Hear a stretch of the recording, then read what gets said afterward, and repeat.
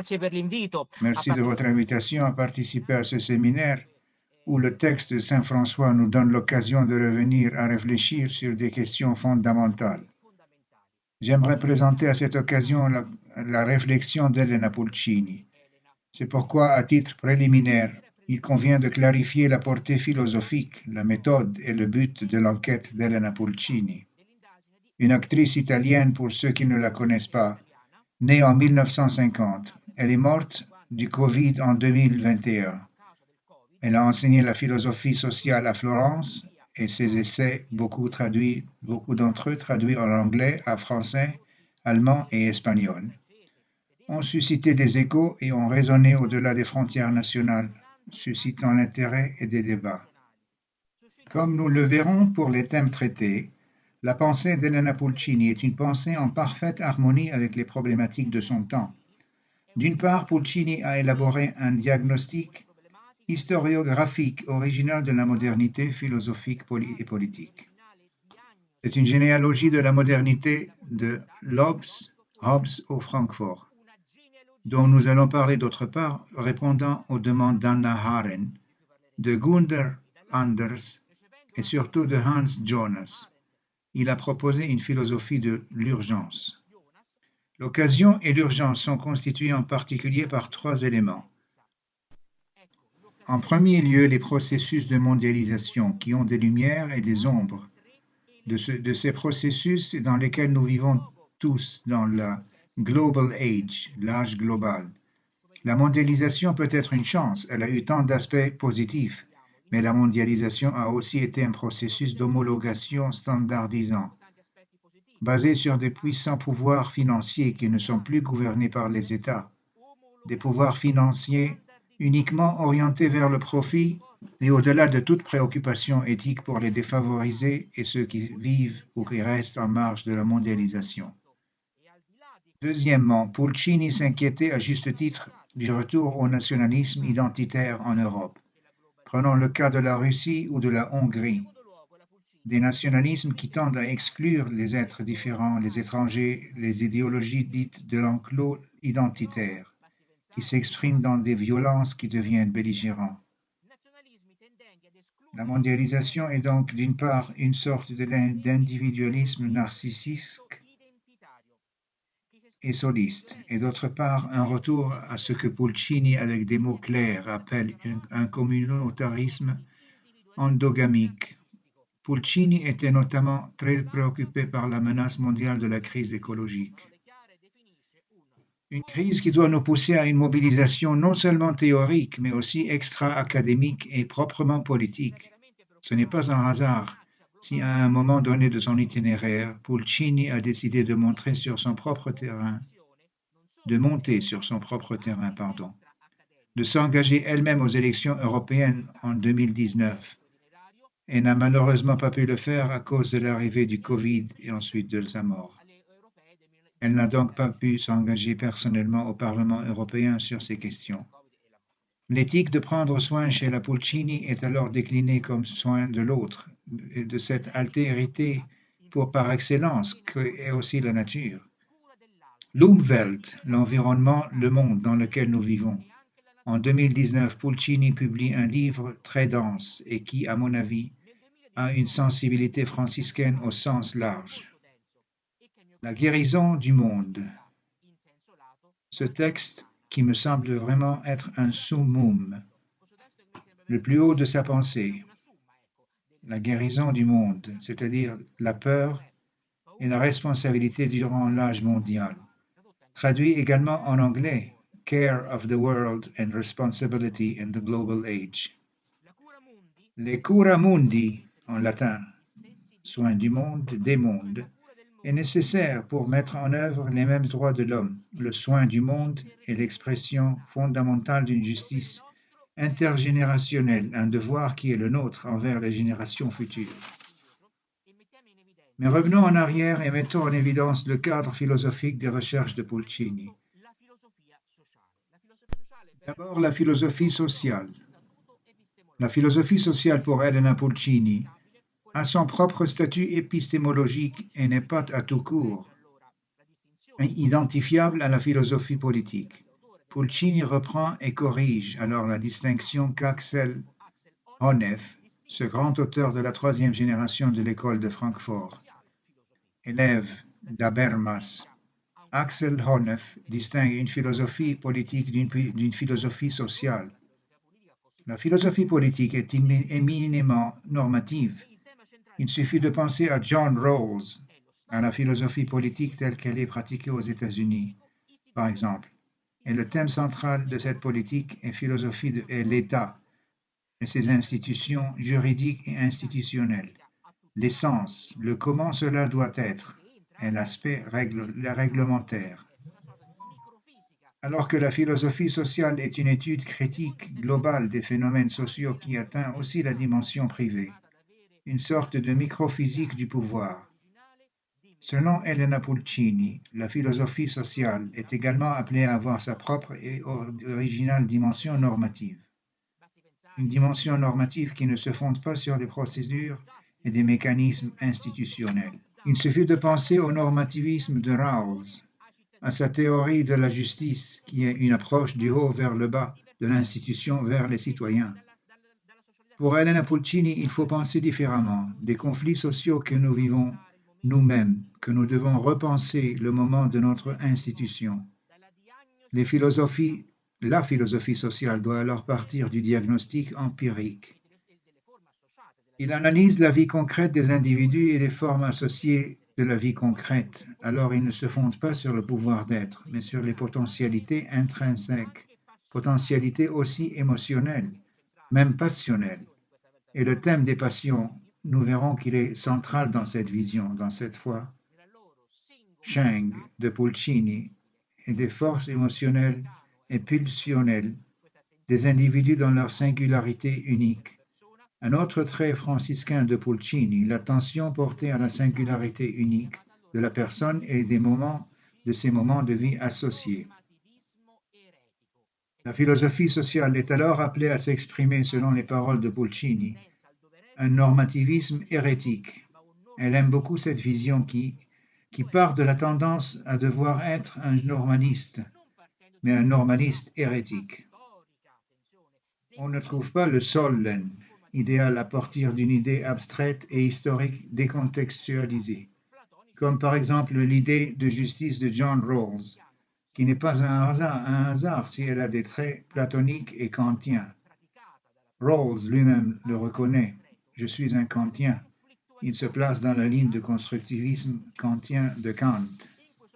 Mais la philosophie sociale pratiquée par Pulcini part du concret des conflictualités que l'on rencontre dans la sphère sociale.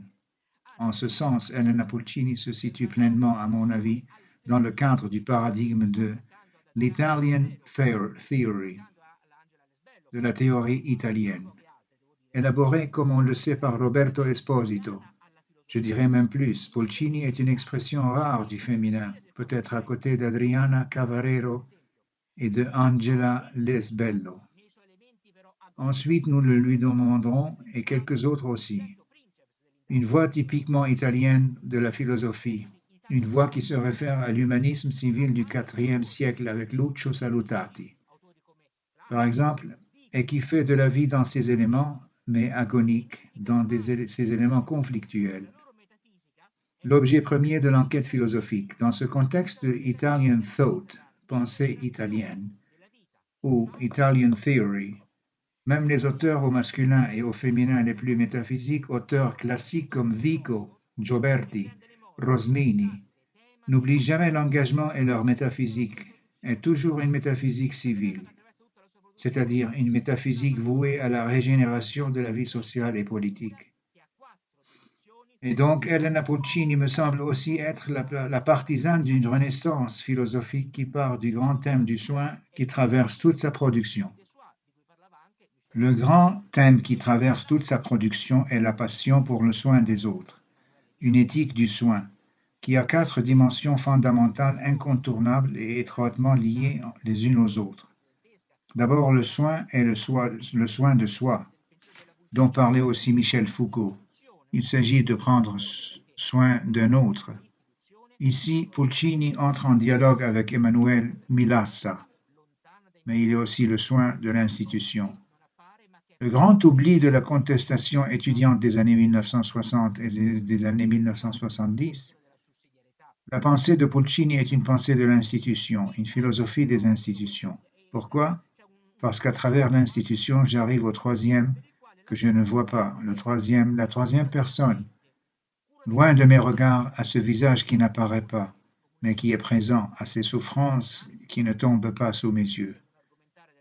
L'institution est un moment fondamental d'une pensée de la subsidiarité, une pensée de la sociabilité, et c'est un quatrième corollaire essentiel pour lequel prendre soin également de l'environnement, prendre soin du système terrestre, prendre soin de l'anthropocène comme une extension fondamentale des droits de l'homme et des droits civils.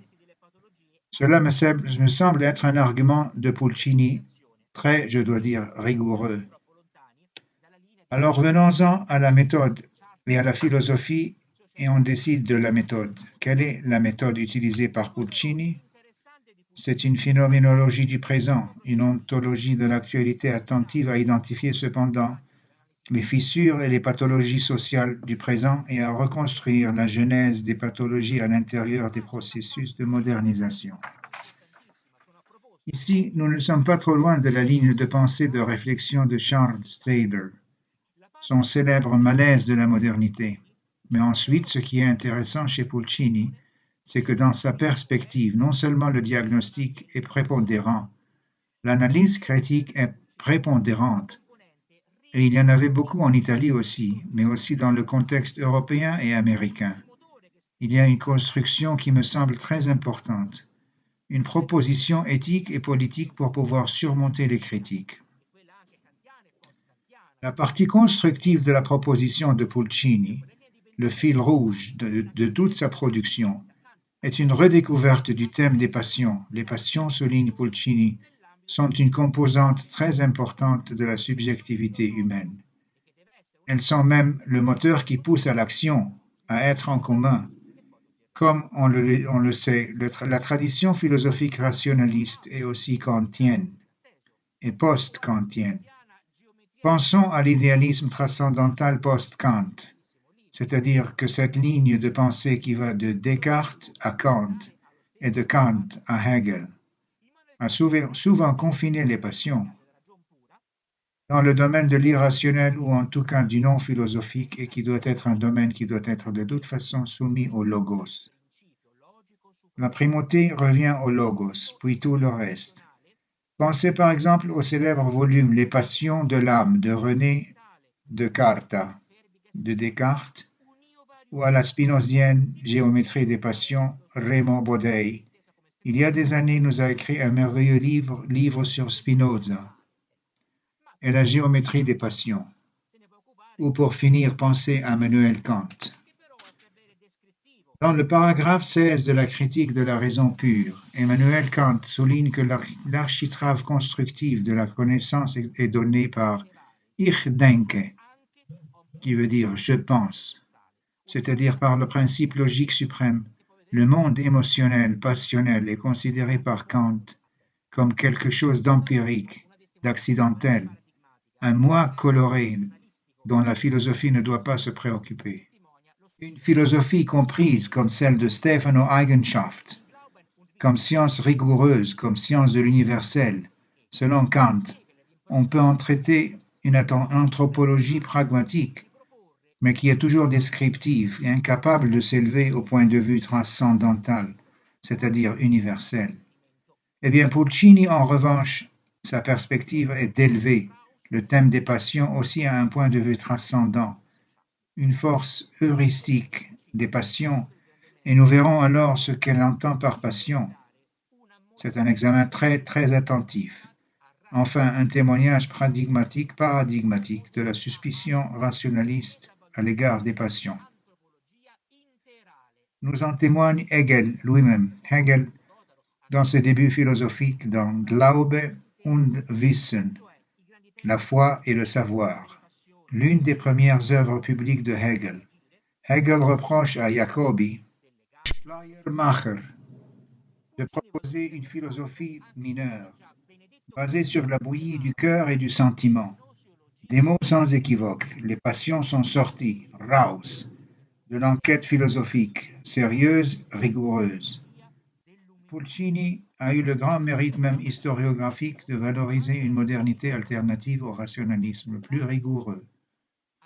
Une autre modernité visant à mettre en valeur une anthropologie complète, un mot qui plaît beaucoup aussi à notre ami Franco Totaro. Même l'écologiste Caltagirone l'utilise parfois. Une anthropologie intégrale, c'est-à-dire les grands thèmes des sentiments, des passions, des émotions, qui sont le mobile de l'action et qui sont le fondement du lien social. Pulcini valorise donc aussi ce que Benoît Croix appelait déjà une gnosiologie de l'humilité. Il aime beaucoup cette expression franciscaine. Une gnosiologie de l'humilité dans le sillage de Giambattista Vico. Pulcini donne une valeur spéculative fondamentale au thème de l'imagination, au thème imaginatif dont les passions et les affections se nourrissent. Je m'explique. Pulcini identifie dans l'imagination la charnière, le moment d'union entre le moment théorique et le moment pratique. Il développe un chemin qui passe de la liberté de l'imagination à l'imagination de la liberté. C'est une sorte d'imagination sociale. Pulcini en cela se réfère à cette herméneutique particulièrement qu'Hannah Arendt a donnée de la critique du jugement d'Emmanuel Kant. En effet, en lisant Kant et en l'interprétant de manière originale, en actualisant le texte kantien à un texte d'esthétique, Madame Arendt, Anna, souligne le lien fort existant et non acquis entre esthétique et politique, entre les capacités perceptives et imaginatives, et les demandes de changement social, de révolution sociale. Une révolution qui est d'abord à l'intérieur des hommes, puis se manifeste dans la société. L'imagination est l'antichambre de l'action.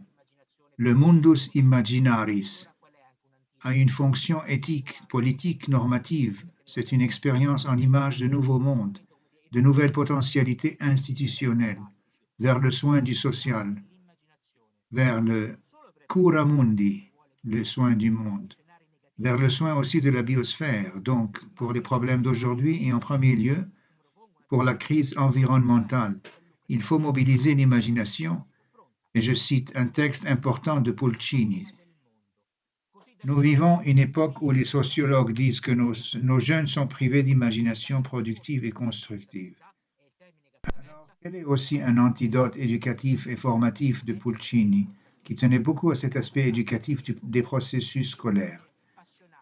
Mobiliser l'imagination, non seulement pour préfigurer, comme le veut Gunther Anders, les scénarios négatifs de la catastrophe, mais aussi pour penser au positif, comme le propose par exemple Hannah Arendt elle-même, Gianluca Nassi, auteur avec lequel elle se confronte pour penser une forme de monde afin de pouvoir choisir ici et maintenant, de manière responsable, la responsabilité. Die Verantwortung, la responsabilité, est le terme qui traverse toute la position d'Elena Pulcini. Une pensée, une éthique de la responsabilité déclinée par la découverte du moment passionnel et émotionnel. Soigner le monde signifie alors pour Pulcini la préservation de la vie, la garantie de la survie de l'espèce humaine, mais c'est aussi créer un monde, transformer ce qui n'est actuellement qu'une totalité de marché en une totalité de sens. C'est très significatif, transformer une totalité de marché, une logique utilitaire, en une totalité de sens. Qu'entend-on par cette abondance de sens? On l'entend et on ne peut l'aborder qu'en reconstruisant les liens sociaux. Être dans l'authenticité et être en commun. Le Mitte sein, être au milieu. Le monde commun comme un ensemble pluriel d'êtres singuliers en relation constitutive. La subjectivité relationnelle, qui est aussi l'aspect constructif de la proposition de Pulcini. Ce n'est pas un hasard si dans ses analyses sur le social, sur les pathologies du moderne, du post-moderne, Pulcini a pris comme point de départ l'étude de Jean-Jacques Rousseau. Amour et passion, amour conjugal. notamment par la scission entre la passion et la mort conjugale. L'un des textes principaux d'Elena Pulcini sur Rousseau est l'origine d'un conflit social. Le thème de l'amour, ce texte est anticipé d'un autre qui est très intéressant à lire, avec les auteurs de l'école de Francfort. Le premier livre qui est publié s'intitule La famille au crépuscule, publié en 1987, auprès des éditeurs réunis, une maison d'édition liée à l'époque également au Parti communiste, donc la gauche laïque. Nous parlons d'une actrice laïque, mais qui entre vraiment en dialogue aussi avec le franciscanisme. Par exemple, certains essais, elle les publie également pour l'édition du Messager de Padoue. Un auteur très dialogique, elle voit même la crise du lien social moderne dans la dissolution de la famille. La famille qui pour elle est le principe murbis et est presque seminarium des publicae. Elle cite Cicéron, mais elle n'est pas traditionnaliste, loin de là. Elena Pulcini avec Martha Usman également a une reconfiguration des liens familiaux. Par exemple, Elena Pulcini comme Usman est favorable aux familles arc-en-ciel. C'est un aspect très progressiste de votre réflexion également. La famille est centrale, mais elle doit aussi être repensée sous de nouvelles formes.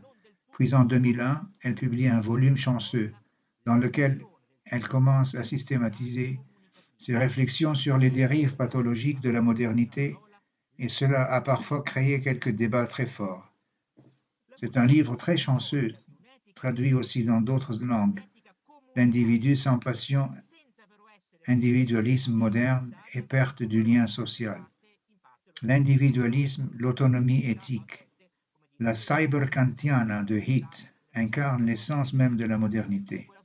Son projet émancipateur, et pourtant, l'individualisme a des pathologies dégénératives intrinsèques. Le projet de la modernité émancipative a en son sein des pathologies, des aspects pas très illuminés, c'est-à-dire qu'ils entraînent l'érosion du tissu relationnel et communicatif, la perte du lien social, en un mot l'affaiblissement de la communauté. Pulcini est théorique d'une éthique reconstructive, d'une éthique communautaire, sans pour autant être communautariste et identitaire, comme l'est peut-être en partie MacIntyre lui-même, lorsqu'il parle de la communauté. Il semble que ce soit la communauté de manière très identitaire, c'est une pensée de la communauté, mais sans les excès et sans les idéologies du mur. Selon Pulcini, c'est à mon avis, à juste titre que l'homo economicus moderne, comme nous l'enseigne également Mandeville, Adam Smith, l'auteur économiste avec lequel il est confronté à la philosophie morale, mais aussi aux aspects économiques de la modernité. L'homo economicus a réduit le lien social à un simple outil utilitaire. Et donc plus récemment l'homo technologicus, ou plutôt l'homme digital, postmoderne, a pulvérisé les liens sociaux et les a relégués à la sphère du virtuel. Nous pouvons souvent constater d'un point de vue empirique aussi que nous sommes des solitudes interconnectées. Le geste philosophique le plus authentique, le plus fondateur, à mon avis, de Pulcini, est de sortir de la dynamique des passions acquises, de cet individualisme acquisitif, typiquement moderne de l'homme économique, de l'homme libéral et du néolibéralisme, même contemporain comme il l'affirmait avec le même. Marterson, dans ses études sur la modernité, sur le libéralisme économique moderne de John Locke jusqu'à von Hayek. Face à l'acquisition de passions solitaires et prométhiques, nous devons activer de nouveau notre potentiel. C'est notre force, le caractère constructif et reconstructif de sa position souligne la nécessité de rajeunir les passions communautaires. Pulcini a plaidé pour une paideia, des passions, une éducation qui favorise des relations à travers nos émotions. Prenons par exemple le concept de la fille. Ici, nous réfléchissons sur les points de vue classiques d'Aristote, Thomas d'Aquin et François d'Assise. Pour vaincre les émotions négatives telles que l'envie, le désir de dominer les autres et la libido accablante, ce que Pulcini appelle le status naturae lapse, nous devons raviver les passions alternatives. Ce sont des passions qui s'opposent aux forces dominantes de l'individualisme atomiste moderne et du communautarisme régressif et identitaire.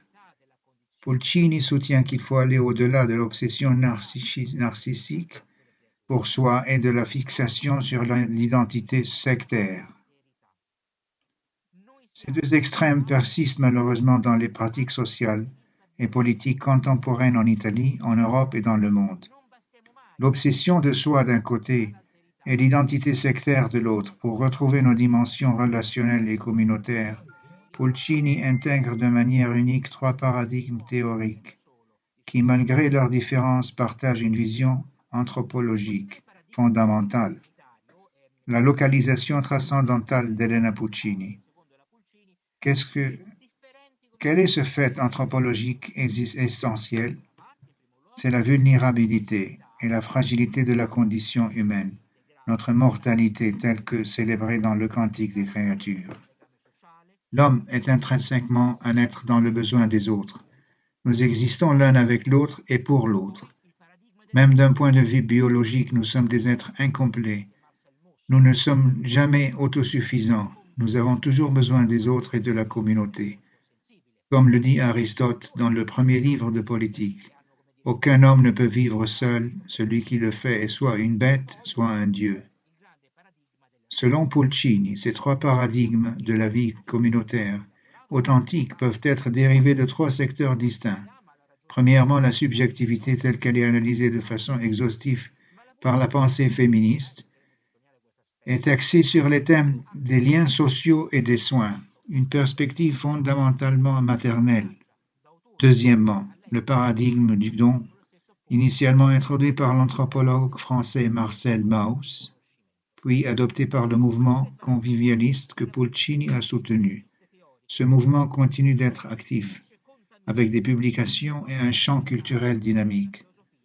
Enfin, il y a le grand paradigme de la reconnaissance, ou Anerkennung, tel que développé par Axel Honneth, en s'appuyant sur le raisonnement communicatif et idéologique de son mentor, Habermas. Pulcini s'intéresse également de près à la façon dont le paradigme de la reconnaissance interpersonnelle a été adopté en France par des auteurs proches d'elle, comme Paul Ricoeur, dans son œuvre Chemin de la reconnaissance. Pour Pulcini, ces trois paradigmes sont des cadres théoriques qui, lorsqu'ils sont combinés, soutiennent une philosophie de prise en charge des autres et du monde. Et je cite, « Ma proposition est que la guérison devrait d'abord être une réponse psychologique et émotionnelle d'une personne consciente de sa propre insuffisance. Ce sentiment de vulnérabilité, une personne consciente de ses propres limites, recherche perpétuellement l'altérité à la rizière de l'autre, à la recherche de l'autre. » Nous examinons maintenant les éléments constitutifs et constructifs que Pulcini a tirés de ces trois paradigmes intégrés dans une philosophie de passion communautaire et génératrice qui crée des biens relationnels. Cela reflète un aspect franciscain de la pensée de Pulcini. En 2003, Pulcini a publié une importante collection d'essais intitulée « Le pouvoir d'unir, les femmes, le désir et le soin ». Cette collection exceptionnelle fait appel à des auteurs tels que Carol Gilligan, Luce Irigaray, Nadia Fusini, Judith Butler et les auteurs du Centre de Vérone, et peut-être les belles lettres. Bien que certains aspects de ce paradigme puissent être critiquables, il reste un cadre de discussion précieux. Pulcini souligne que la pensée féministe offre une vision plus complète de la subjectivité, aidant à la restauration de liens sociaux qui sont souvent perdus dans les contextes modernes et postmodernes. Malgré les positions radicales de certains penseurs féministes, comme Carla Lonzi, dans son essai de 1970, Cracher sur Hegel. Pulcini se distancie de ces aspects plus extrêmes du féminisme. Cependant, elle affirme que le féminisme et la pensée des femmes doivent être récupérés et intégrés dans un paradigme de soins. C'est essentiel car cela a aidé à combler de nombreuses dichotomies modernes, en particulier le fossé entre raison et passion. En outre, elle aborde la distinction entre l'oikos, la maison, et la polis, sphère publique, ou la sphère privée, généralement associée aux femmes et aux soins du foyer et de la progéniture, contrastée avec la sphère publique, dominée par la rationalité masculine, l'utilitarisme, le pragmatisme et l'esprit d'entreprise. Selon Pulcini, 1946 a été un moment décisif en Italie parce que les femmes ont obtenu le droit de vote et sont devenues pleinement intégrées dans la sphère publique. Ce changement a permis l'universalisation et la normalisation de la sphère des soins maternels, qui était traditionnellement confinée au domaine privé. Le dernier livre de Pulcini, publié en 2020, intitulé Between Care and Justice, Passions as a Social Resource, entre les soins et la justice, la passion comme ressource sociale, résume bien cet argument. Elle soutient que l'approche féminine, ainsi que l'approche ici de la philosophie sociale, nous encourage à transcender et surmonter la dichotomie rigide entre les soins privés et la justice publique. La prise en charge et la justice sont des éléments complémentaires qui doivent être cultivés quotidiennement par chacun. Dans le domaine des soins, nous trouvons les fondements émotionnels, passionnés et empathiques. Un thème étroitement lié à l'empathie, qui conduisent les citoyens à créer des institutions justes. Ces institutions doivent être attentives à ceux qui se sont éloignés dans l'espace, les étrangers, les générations futures différentes et éloignées dans le temps. Pulcini fait savoir que la justice mondiale authentique doit comprendre les soins maternels pour les autres et la vie elle-même, y compris la nature et la biosphère. Elena Pulcini s'engage également dans un dialogue constructif avec Deep Ecology, écologie profonde. Dans l'un de nos séminaires, le professeur Antonino Clemente a présenté un rapport clair et perspicace sur l'écologie profonde, en faisant référence au philosophe norvégien Arne Naes. Pulcini reconnaît qu'une percée écologique est nécessaire. Une nouvelle sensibilité à l'égard du soin de la nature est nécessaire, en commençant non seulement par les institutions, mais aussi par la transformation du moi.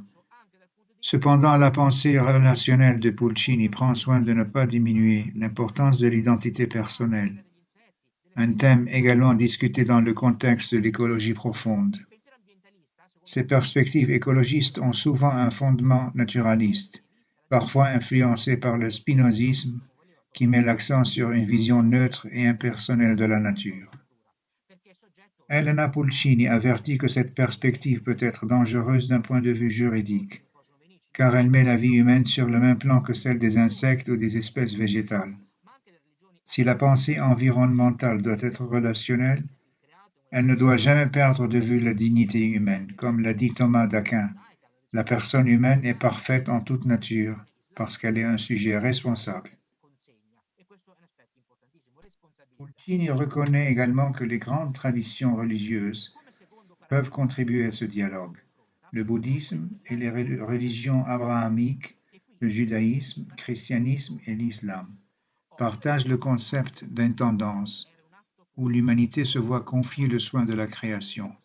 Cette idée de la création en tant que confiée à nous, ou héritage, est un aspect puissant et stimulant qui souligne notre responsabilité envers la nature.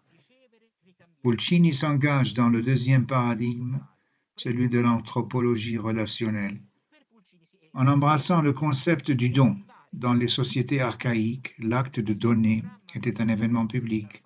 Marcel Mauss, dans son essai de 1925 sur le don, souligne que le don, la réception et la réciprocité constitue le fondement des liens sociaux pré-utilitaires. Pour Pulcini et d'autres, il est crucial de raviver cette vision du don dans le cadre d'un programme visant à dépasser la dialectique ami-ennemi, le principe de l'amicus hostis, ami-ennemi, discuté par Carl Schmitt. L'économie du don nourrit un nouveau espoir, où l'ennemi ou l'étranger peut devenir un allié, un socius, un compagnon. Cette idée reflète également les aspects franciscains de la pensée de Pulcini, le cycle initié par le don, donner, recevoir, rendre, devient ainsi la pierre angulaire des relations pacifiques entre les individus et les groupes et entre les différents peuples. Le don inaugure une moralité intemporelle. Il s'agit d'un phénomène global qui englobe non seulement la dimension économique, mais aussi un aspect anthropologique qui façonne la vie dans son ensemble. Pulcini s'est aligné sur les sensibilités politiques et l'éthique du mouvement convivialiste de 2014. Le mouvement convivialiste, initié dans les années 1980 sous la direction d'Alain Caillé, a eu une influence significative. Il s'inspire de l'œuvre de Marcel Mauss et est connu sous l'acronyme emblématique MAUSS, Mouvement anti-utilitariste dans les sciences sociales, qui signifie Mouvement anti-utilitaire des sciences sociales. Pulcini partageait avec Caillé et les philosophes de Mauss l'engagement de critiquer l'utilitarisme et de souligner l'importance des relations non mercantiles, des principes de pensée et des actions dans la vie. En ce sens, il s'accorde sur la primauté de biens relationnels. Quels sont ces biens relationnels inestimables qui forment l'essence, les plus beaux aspects de nos vies? L'amitié, la fraternité, solidarité et responsabilité partagée. Ce sont des éléments fondamentaux de la vie, mais ils sont hors de portée du marché et de toute logique purement utilitaire. Bien que cette perspective puisse sembler pacifique et ironique, elle est en fait une opposition claire au mantra néolibéral traditionnel de moins de réglementation, moins d'impôts et moins d'État. Le mouvement convivialiste réaffirme le paradigme du don comme pierre angulaire de nos sociétés. L'un des principaux objectifs du mouvement convivialiste que Pulcini soutient également est de réintégrer l'économie avec l'éthique et d'autres sphères de la vie humaine. Cet objectif incarne l'espoir d'une résurgence de l'homo donateur et de l'homo convivialis sur le paradigme encore dominant de l'utilitarisme néolibéral. Comme l'écrivain et historien Francesco Stetti l'a clairement déclaré, le convivialisme est un mouvement contraire au processus global de mondialisation néolibérale. Il vise à revitaliser et à réactiver le cycle du don, donner, recevoir, rendre l'appareil. La leçon de l'essai de Marcel Mauss sur le don n'est pas seulement épistémologique, mais aussi éthique et politique. Il reste à le découvrir et à le réinventer par la pensée critique et l'imagination sociologique. Cet aspect relie les réflexions du mouvement convivialiste de Stetti à celles de Pulcini, le rôle de l'imagination sociologique.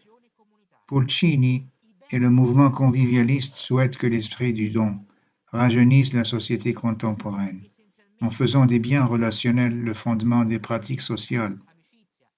L'économie du don représente la redécouverte des biens relationnels, basés sur l'empathie cognitive et les passions communautaires. Selon Pulcini, les biens relationnels impliquent essentiellement des dimensions émotionnelles telles que la confiance, l'amitié et la solidarité. Ces biens transforment les relations entre les personnes de simples instruments de satisfaction de l'intérêt personnel en fins, en soi, servant des biens communs. Les biens relationnels ne peuvent être réellement appréciés que lorsqu'ils sont partagés. Cette caractéristique essentielle de la réciprocité signifie que la relation elle-même est un bien précieux. Pulcini souligne que les biens relationnels ne peuvent être appréciés que dans la pratique, tant dans nos vies personnelles que dans la société. Il est également intéressant de considérer une étymologie unique de la langue arabe. Pulcini a apprécié le dialogue culturel et a noté qu'en arabe, le mot pour la solidarité communautaire est sa'ada. Saada partage sa racine avec le mot pour le mot bonheur. Dit, cette connexion sémantique reflète la spiritualité coranique, ancrée dans l'arabe classique, suggérant qu'une vie véritablement heureuse ou épanouissement humain est obtenu par la convivialité éthique, l'aide mutuelle et le partage des biens. Dans cette vision, Pulcini s'aligne étroitement avec Edgar Morin, un penseur décrit comme un humaniste planétaire. Morin, dans une de ses œuvres récentes, Fraternité, pourquoi résister à la cruauté du monde, 2019, traduit en italien en 2020, a observé comme Elena Pulcini que la fraternité ne peut pas être mandatée par une autorité de l'État supérieure, mais doit naître de l'intérieur de nous. C'est le message central de Pulcini. Que pouvons-nous faire ici et maintenant? Sur quoi les citoyens peuvent-ils compter? La réponse réside dans le renouveau des passions relationnelles. Nous devons nous unir et lutter pour la liberté et l'égalité, même si cela exige de faire des compromis entre ces idéaux. Il faut aussi réveiller la fraternité, troisième idéal de la Révolution française, qui n'a pas toujours été pleinement réalisée. Edgar Morin souligne que la fraternité pose un défi. Elle ne peut être imposée d'en haut ou d'en dehors. Elle doit provenir des personnes dans leur situation spécifique et concrète. Sa source est en nous, le moi sans la présence des autres. S'atrophie dans l'égoïsme et sombre dans la solitude. Le moi a aussi besoin de l'autre, du vous, ce qui indique un besoin de relation affectueuse de personne à personne. Ces sources de sentiments collectivement ou individuellement favorisent la fraternité.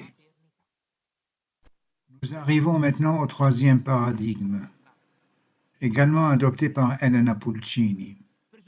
La reconnaissance intersubjective est la condition préalable à l'empathie et aux passions génératrices de liens sociaux. Pour que les gens puissent participer pleinement à la société, ils doivent jouir de droits fondamentaux égaux.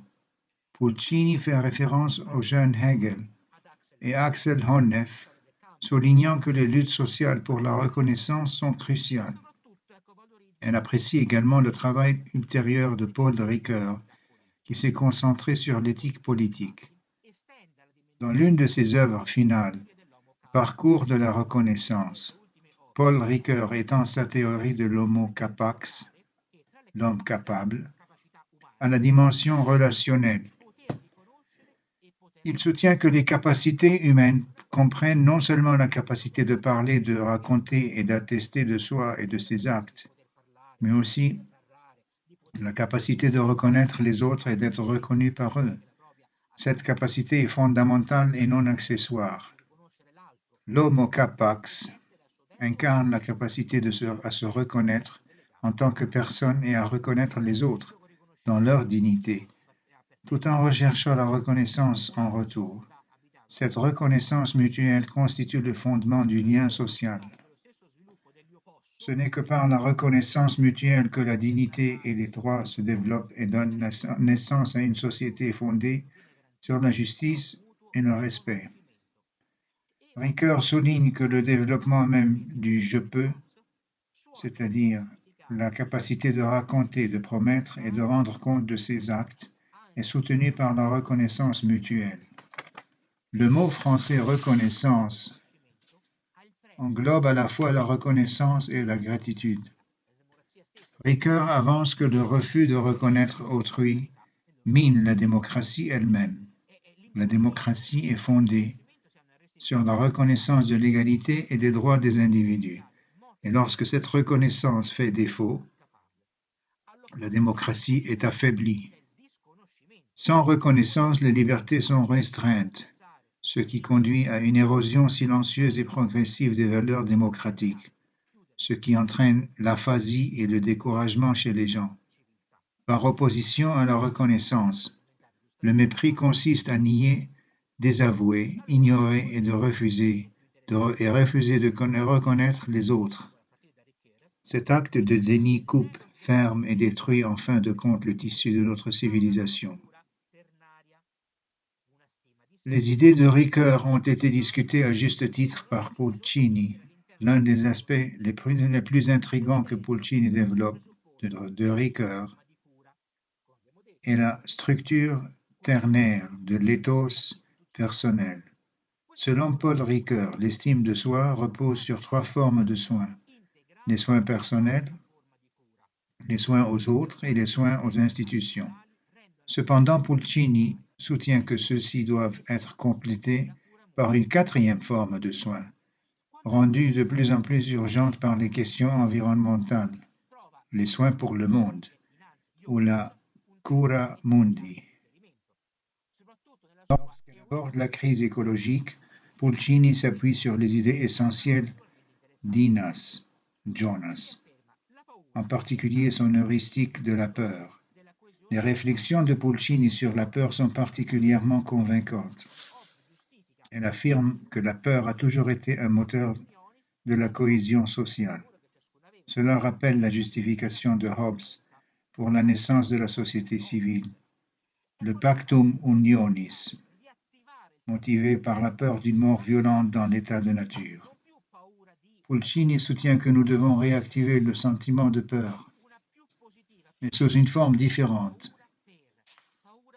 Au lieu de craindre une mort violente aux mains d'autrui, nous devrions cultiver une peur plus positive et constructive, la peur de la postérité et des relations futures, des générations futures.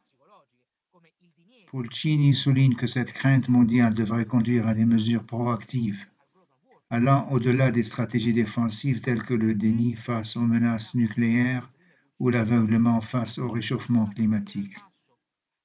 Une éthique de responsabilité mondiale ne peut être établie que du bas vers le haut, à commencer par une citoyenneté responsable, la valeur éducative de la stimulation des passions, génératrice et essentielle à cet égard.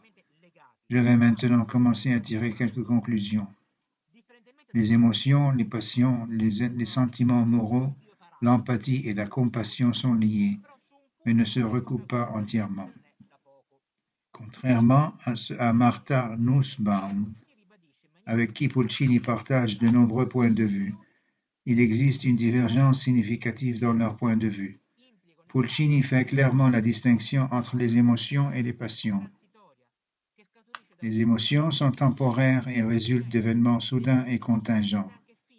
Elles peuvent être fugaces et intenses dans le moment, tandis que les passions, comme le souligne Pulcini, sont des énergies affectives, intenses et durables qui imprègnent le moi tout entier, le submergeant à terme. Les passions représentent une métanoïa, un changement transformateur du moi. Pulcini argumenterait non seulement contre le concept d'émotion politique, comme proposé avec succès par Nussbaum,